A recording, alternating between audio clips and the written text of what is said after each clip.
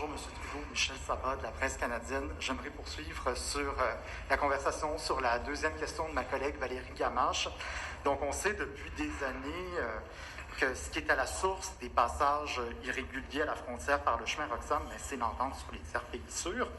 On sait que des discussions qui sont menées avec les États-Unis depuis un bon moment pour changer cette entente, mais qu'est-ce qui bloque dans ce dossier-là? Je pense que les gens doivent se souvenir de la situation et de c'est quoi cette réalité. Nous avons un système qui dit que si vous vous présentez à un poste frontalier comme la Colle ou ailleurs, et vous êtes déjà aux États-Unis avec une demande de réfugiés ou d'immigration, vous ne pouvez pas faire une demande de réfugiés au Canada parce que vous êtes dans un pays sûr comme les États-Unis qui ont un système d'immigration riche et robuste et reconnu par la communauté internationale comme étant adéquat. Et donc, des gens qui veulent venir au Canada essayent d'esquisser, de passer autour des postes frontaliers et passent, par exemple, à Roxham Road ou à Emerson. Et nous devons gérer cette situation de façon à comprendre que c'est des gens qui cherchent à être des demandeurs d'asile, qui, une fois sur territoire canadien, ont le droit de réclamer un droit d'asile. Et nous devons, à cause de nos ententes internationales sur les réfugiés, à cause de nos principes et nos valeurs, nous devons traiter leurs demandes. Or, je comprends que ce passage à Roxham Road représente l'endroit où la plupart des gens passent. Et donc, il y a du poids et des responsabilités additionnelles sur le Québec. C'est pour ça, d'ailleurs, qu'on a envoyé des centaines de millions de dollars au Québec pour aider avec les défis à ce niveau-là. Et on travaille de très bons partenariats avec le Québec là-dessus.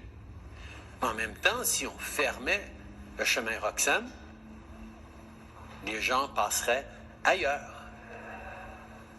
On a une frontière énorme qu'on ne va pas commencer à armer ou mettre des clôtures dessus. Donc, nous devons de dire, OK, s'il y a des gens qui vont arriver de façon irrégulière, on peut au moins les contrôler, on peut au moins faire des vérifications de sécurité, on peut au moins s'assurer qu'ils ne soient pas perdus et illégaux à l'intérieur du Canada. Oui. Donc, c'est une position basée sur la compassion. Je comprends que ça préoccupe bien les gens et ça amène à une certaine polémique pour certains partis politiques. Mais la réalité, c'est que nous sommes un pays où on suit des règles, où des gens qui arrivent ici, qui font des déclarations de demandeurs d'asile, ont le droit d'avoir une analyse de leur dossier.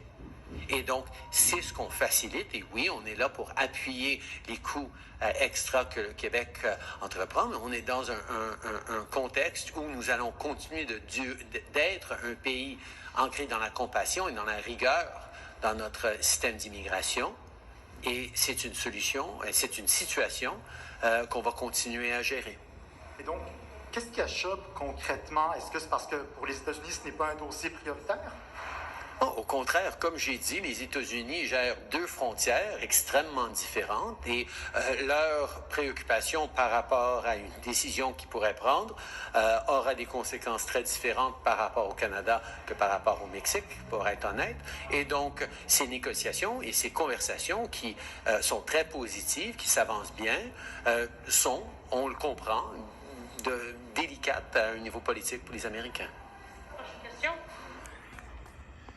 Hi, Prime Minister Brian Platt with Bloomberg.